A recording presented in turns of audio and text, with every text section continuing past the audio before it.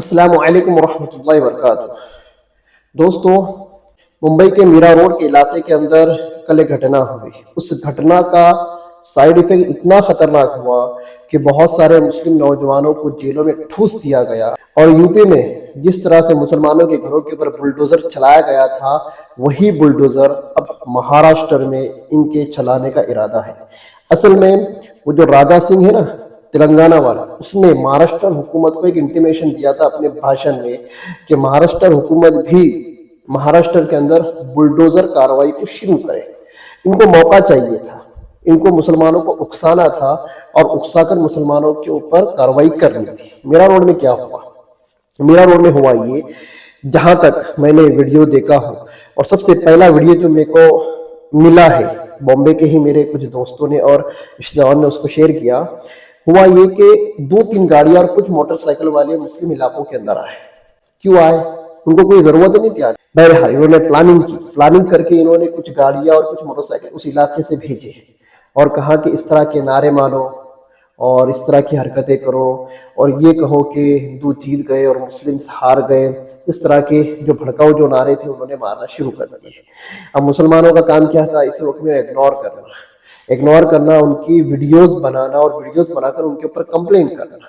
लेकिन नहीं, मुसलमानों को इतनी अक्ल नहीं है, पता नहीं घास खाते या अनाज खाते। क्या किया मुसलमानों ने? उनके ऊपर अटैक कर दिया। अब वो जो वीडियोस जो आ रहे हैं उसमें तो ये दिखाया जा रहा है कि मुसलमानों ने अटैक किया, लेकिन उससे पहले की जो घटना है वो ना पुलिस को पता है, ना हुकूमत को पता है, ना किसी वकील को पता है, ना मुसलमानों को पता है। और एक छोटी सी ऐसी वीडियो क्लिप मंजर यहाँ पर नहीं आई कि जिसमें शर पसंदों का कोई चेहरा आया। भड़काऊ नारे लगाने वाले जो आए थे, ये किधर से आए थे नहीं पता, कौन थे नहीं पता। हाँ, उनके ऊपर अटैक तो हुआ है, उनकी गाड़ियों के ऊपर अटैक तो हुआ है, लेकिन उनका एक फोटो भी नहीं है कि ये बंदा था, ये बंदा मुसलमान मोहल्ले में आकर मुसलमानों को उकसा रहा था, ये भड़काऊ नारे लगा रहा था। नहीं, एविडेंस ही नहीं मुसलमानों के पास। क्यों? ये मुसलमानों की सबसे बड़ी कमजोरी है कि वो एविडेंस जमा नहीं करते, और उससे बड़ी कमजोरी है कि मुसलमान लोग गैर मुस्लिमों की साजिशों को नहीं समझते।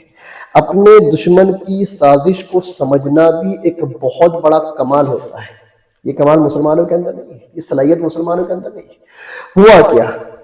शाम तक जो रिपोर्ट मेरे पास आई, आज शाम की जो रिपोर्ट है, 30 नौजवानों को जेलों में ठूस दिया गया है, जिसमें से अक्सर बेगुनाह है। और उनको इस वजह से ठूसा गया है कि तुम नाम बताओ कि उन पर अटैक करने वाले कौन थे, उस रैली के ऊपर अटैक करने वाले कौन थे। फिर जिन लोगों के नाम आए, आज उनके घरों के ऊपर बुलडोजर चलाया गया। बुलडोजर क्यों चला? कुछ दिनों पहले वो राजा सिंह जो तेलंगाना का रहने वाला है, उसने अपने एक भाषण में इंटीमेशन दिया था। किसको? महाराष्ट्र सरकार को, कि जिस तरह से यूपी सरकार बुलडोजर कार्रवाई कर रही है कि महाराष्ट्र वालों को, महाराष्ट्र सरकार को भी बुलडोजर कार्रवाई करनी चाहिए। इनको मौका चाहिए था। मैं यहाँ पर हमारे मुस्लिम्स को 2 बातें बोलना चाहूंगा। सबसे बड़ी बात, आज सोशल मीडिया का जमाना है, सोशल मीडिया के ऊपर मुसलमान सबसे ज्यादा एक्टिव है। जो खबर मीडिया से मालूम होना होती है वो हमको मुसलमानों के सोशल मीडिया के अकाउंट से मालूम हो जाती है। इतना फास्ट है आज मुसलमान सोशल मीडिया के ऊपर, आज इतना एक्टिव है। लेकिन सबसे पहली गलती ये की कि मीरा रोड में जो रैली घुसी थी, उस रैली के किसी एक बंदे का फोटो या वीडियो भी मुसलमान के पास नहीं है, बिल्कुल नहीं है। और उस रैली के ऊपर जो अटैक हुआ है उसके सारे वीडियो अब पूरी दुनिया के अंदर चले गए कि मीरा रोड के अंदर रैली के ऊपर मुस्लिम्स ने अटैक किया। मुजरिम तुम हुए। अब तुम वहां पर सफाई दे रहे हो, तुम्हारी औरतें वहां पर आ रही है, वो सफाई दे रही है कि यही भड़काऊ भाषण दे रहे थे, जे-सार के नारे लगा रहे थे और ये कह रहे थे कि मुस्लिम्स हार गए, हिंदू जीत गए, ऐसा हुआ वैसा हुआ। ठीक है, ये तुम्हारी जबानी जमा खर्च नहीं चलता है, कोर्ट के अंदर एविडेंस चलता है तो एविडेंस। बड़े बड़े लाखों के मोबाइल तुम्हारे पास हो, एक फोटो नहीं तुम्हारे पास, एक वीडियो क्लिप नहीं कि ये बंदा भड़काऊ नारे लगा रहा था, रैली में से इस तरह के नारे लगाए जा रहे थे। ये सबसे बड़ी कमजोरी। जहां जहां फसादात हो रहे हैं वहां वहां का हमने सर्वे किया। दिल्ली फसाद जो हुआ लॉकडाउन से पहले, दिल्ली फसाद से लेके शाहीन बाग का जो कांड हुआ वहां से लेके मऊ के फसादात, मेवात के फसादात और जहां जहां फसादात हुए हैं, हमने उसका बहुत गहराई से मुताला किया है कि मुस्लिम लोग सबूत जमा करने में बिल्कुल कोरे हैं और वो लोग भड़का कर चले जाते, मुस्लिम लोग कार्रवाई करते, फिर वो लोग वीडियोस बनाते हैं, फोटेज निकाल के और हाईलाइट करते कि ये देखो ये मुस्लिम आतंकवादी है, ये पत्थरबाज है, ये आतंकवाद है। आज का वीडियो बनाने का मेरा मकसद यही है कि महाराष्ट्र के अंदर भी बुलडोजर कार्रवाई शुरू इनको करना थी, पर कैसे करे, तो इन्होंने ये हथकंडा यूज किया। मुंबई के हमारे नौजवान माशाल्लाह, मुंबई वाले तो बड़े सलाहियतमंद होते हैं, मुंबई के नौजवान तो बड़े सलाहियतमंद होते हैं, बड़े टैलेंटेड होते हैं, लेजेंड होते हैं और अपने आप को बहुत ये समझते हैं, अभी बोलने की जरूरत नहीं है। लेकिन तुम्हारे इलाके के अंदर इस तरह की घटना हो रही है, तुम्हारी अकल क्या घास करने गई थी? आज तुम्हारे ऊपर कार्रवाई हो रही है, तुम्हारे घर तोड़े जा रहे हैं, तुम्हारी दुकानें तोड़ी जा रही है। कहा गया तुम्हारा टैलेंट? सिर्फ तुम्हारा टैलेंट इंस्टाग्राम के ऊपर डांस करने में और ठुमके बजाने के अंदर ही है क्या? तुम्हारा टैलेंट सिर्फ डायलॉग बाजी के अंदर ही है? कहाँ है तुम्हारा टैलेंट? कहाँ है तुम्हारे सिलाई? अरे मुंबई वाले ऐसे होते, मुंबई कर वैसे होते। क्या किया मुंबई वालों ने? तुम्हारे ऊपर खुद हाल आता है, तुम उससे निपटने का वास्ते तैयार नहीं हो। तुमने जो किया वो उल्टा तुम्हारे ऊपर ही पलट गया। कहाँ बहादुरी, तुम कहाँ दिखा रहे थे? ये बहादुरी नहीं है। कोई बंदा प्री प्लान करके तुमको आके खुजाता है। उन्होंने तुम्हारे सामने आकर भड़काऊ नारे लगाए, तुम्हारा काम था उन भड़काऊ नारों को रिकॉर्ड करना और पुलिस स्टेशन के अंदर उनके खिलाफ रिपोर्ट लिखाना। लेकिन नहीं, कायदे कानून तो मुसलमानों को समझते नहीं, इतना तो एजुकेशन मुसलमानों के पास है नहीं। पर मुंबई वाले तो पढ़े लिखे होते हैं ना, कि तुमने से इतने लोग वहां पर थे उस घटना पर, उस एरिया के अंदर, वो जो नया नगर मोहम्मदिया मस्जिद जो नाम आ रहा है, वहां पर इतने सारे लोग थे। किसी एक बंदे को भी ये नहीं सूझी कि मोबाइल से कम जो बंदा भड़काऊ नारे मार रहा है उस रैली के अंदर, उसका मैं फोटो निकाल दूं, उसका वीडियो शूट कर दूं। पर नहीं, औरतें दूर से वीडियो निकाल रही है, बिल्डिंग के तीसरे माले से वीडियो शूटिंग हो रही है, यहाँ तक कि तुम जब अटैक कर रहे हो तो तुम्हारे पीछे से शूटिंग हो रही है और शूटिंग करने वाले तुम्हारे लोग।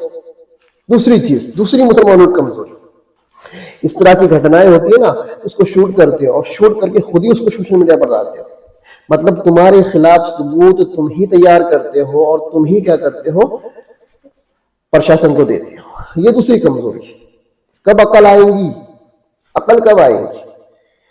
ये कौन सी बात हो गई यार, मैं किसी के ऊपर अटैक कर रहा हूँ और मेरा भाई मेरी फोटो निकाल रहा है कि मैं किसी पर अटैक कर रहा हूँ और फिर उसको सोशल मीडिया के ऊपर डाल रहे हो। मतलब तुम मेरे खिलाफ एक गवाह, वीडियो को गवाह बनाकर पेश कर रहे हो। यही तो हुआ मीरा रोड के अंदर। देखो ये शुरुआत है, बहुत सारी बातें मुझे बोलनी थी पर ये शुरुआत है। मुंबई कर और मुंबई के जितने नौजवान हैं और जितने मुंबई के हमारे कार्यकर्ता है, सामाजिक कार्यकर्ता है, नेता है, युवा नेता है, जो कुछ है, मैं सबको एक बात बता दूं कि फिलहाल महाराष्ट्र के अंदर भी योगी राज लाने की कोशिश की जा रही है। इसलिए अकल की गोली खाओ और हालात का मुकाबला कैसे करना है इसके ऊपर पहले स्टडी करो। हो क्या रहा है पिछले 10-12 सालों के अंदर, क्या हुआ, किस तरह से मुस्लिम लोग टारगेट हुए, उसको पढ़ो, उसको समझो, उसका स्टडी करो और उसके बाद क्या करो, कोई रद्द अमल दो। और ये जो तुम जज्बात दिखाते हो ना, फटाक से रोड पर आ जाना, मारना कूटना, ये करना, ये फिल्मों में अच्छा लगता है, इसे बॉलीवुड और हॉलीवुड में अच्छा लगता है, ये रियल लाइफ में अच्छा नहीं लगता है। क्यों? रियल लाइफ में सिर्फ एक चीज, कायदा। बस कायदे को तुम ठान लो। तुम्हारे पास जितने एडवोकेट है, जितने तुम्हारे बच्चे लॉ पढ़ रहे हैं, इनको आगे बढ़ाओ, इनको बताओ कायदे की ताकत क्या होती है। संविधान को मानते हो ना, संविधान की दुहाई देते हो ना, संविधान क्या है पढ़ो, सीखो और संविधान को यूज करना सीखो। तुम पढ़ते रहो, संविधान कर रहे, तुम्हारे बच्चे लॉ कर रहे हो, वकील बन रहे, सब कुछ कर रहे, पर संविधान का इस्तेमाल करना नहीं सीख रहे, कायदे कानून का इस्तेमाल करना नहीं सीख रहे। लेकिन जिनके पास कायदे कानून नहीं है, जिनको तुम अंधभक्त बोलते हो, आज कायदे का इस्तेमाल करने में वो तुमसे बहुत आगे है। उम्मीद करता हूँ बात समझ में आई होगी। बुरा लगा होगा तो मैं माफी चाहता हूँ। मेरा मकसद सिर्फ इस्लाह करना है और आने वाले खतरात से आपको आगाह करना है। और इस तरह का वाकया किसी इलाके के अंदर होता है तो वहां के मुसलमानों को और वहां की मुस्लिम खवातीन को एक ही मैं रिक्वेस्ट करता हूं और एडवाइस देता हूं कि जो बंदा तुम्हारे ऊपर अटैक कर रहा है या जो बंदा तुम्हारे ऊपर कमेंट पास कर रहा है उसका उसी वक्त वीडियो बना के एक सबूत बना निकाल लो, एक सबूत तैयार कर और वो सबूत लेकर कहा जाओ पुलिस स्टेशन में जाओ, फिर देखो पुलिस प्रशासन कार्रवाई करता है कि नहीं करता है। इतना सब होने बाद तुम ये कहोगे कि पुलिस एकतरफा कार्रवाई कर रही है।